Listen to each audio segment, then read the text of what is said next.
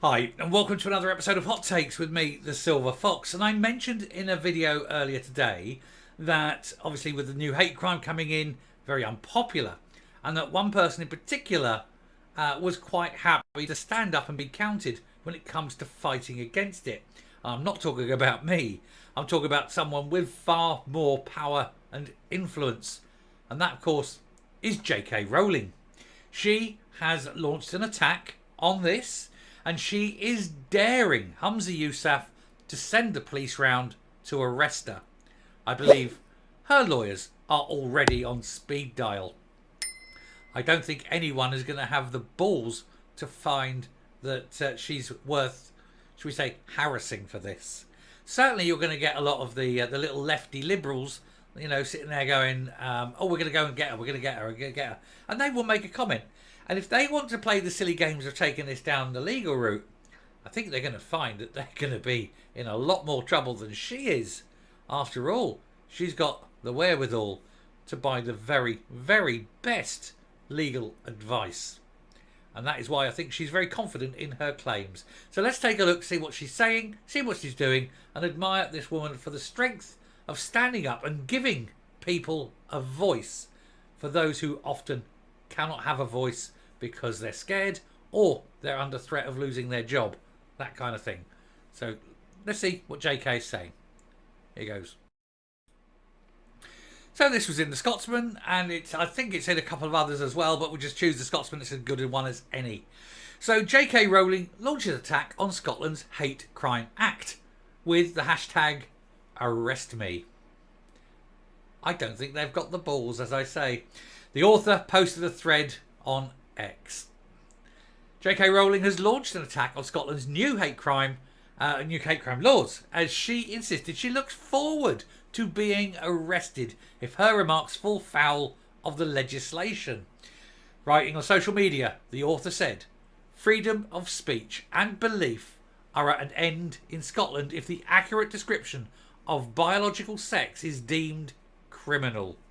It isn't, JK, as well you know, I think, because you are a very good friend of Maya Forstater. But I know what you're doing. You're highlighting the problem. She said, "I'm currently out of the country, but if what I've written here qualifies as an offence under the terms of the new Act, I look forward to being arrested when I return to the birthplace of the Scottish Enlightenment." That Enlightenment, of course, was done through the beliefs of people who were forward-thinking and wanted to see change, unlike the current leadership led by a man for whom change is anathema. It must not change. You are the Borg. You will be assimilated and nothing will ever change. Not allowed to have free thinking, only thinking of what's in the book. It came as she posted a thread on X which listed a series of high-profile criminal cases involving trans women, among other examples. Or as we like to call these people, men. She added, "In passing the Scottish Hate Crime Act, Scottish lawmakers seem to have placed higher values on the feelings of men performing their idea of femaleness, however misogynistically or opportunistically, than on the rights and freedoms of actual women and girls. The new legislation," she said, "is wide open to abuse by activists who wish to silence those of us speaking out about the danger of eliminating women's and girls' single-sex spaces. The nonsense made of crime data if violent and sexual assaults committed by men are recorded as female crimes. The grotesque unfairness of allowing males to compete in female sports. The injustice of women's jobs, honours and opportunities being taken by trans-identified men, and the reality and immutability of biological sex." Her post ended with the hashtags #ArrestMe, #AprilFools, #HateCrimeActScotland. And she's right. And she is strong enough to do it. No one, I think, else has the voice that she has. And there are many who agree with her, but who, for various reasons, lack the ability to have a voice. There's particularly the vulnerable, women in sports teams who, if they complain, could be thrown off a team. women who are in a position of a job where if they complain about a man going into the toilet, for example, could lose their job, that sort of thing. And so, yes, it needs to be stood up, we need to reject, and we need to fight. And no biological man should ever go into a biological female space, be that a physical space or a metaphorical space, such as competing in women's sports. The Hate Crime and Public Order Scotland Act consolidates existing hate crime legislation, and it creates a new offence of stirring up hatred against protected characteristics, including transgender identity. However, and I keep saying it, no one has defined what stirring up means, and no one has defined what hatred means. Is discussion a stirring up? Is exposing yourself, your own personal views to scrutiny, stirring up hatred? Is having a view contrary to someone else hatred? That's the problem with this law.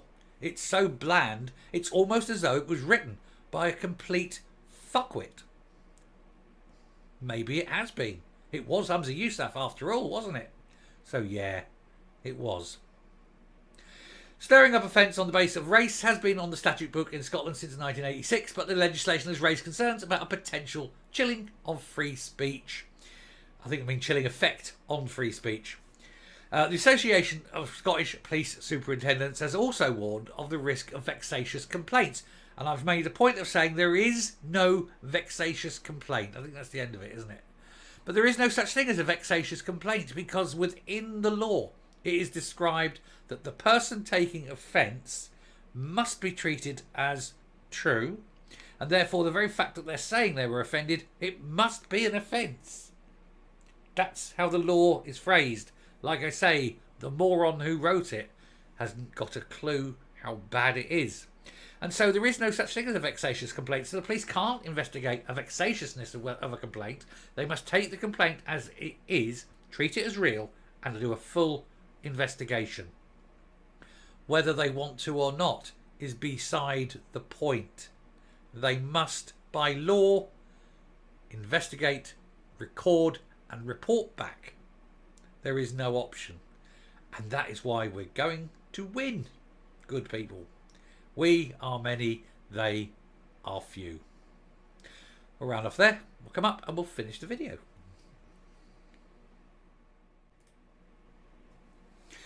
Now, I will definitely keep an eye out, because as she says in the piece, she's not in the country at the moment. Whenever it is she returns, it'll be interesting to see if she is approached by HM Plod and asked to answer a few questions. Of course, her first thing will be, certainly, let's just get my lawyers in.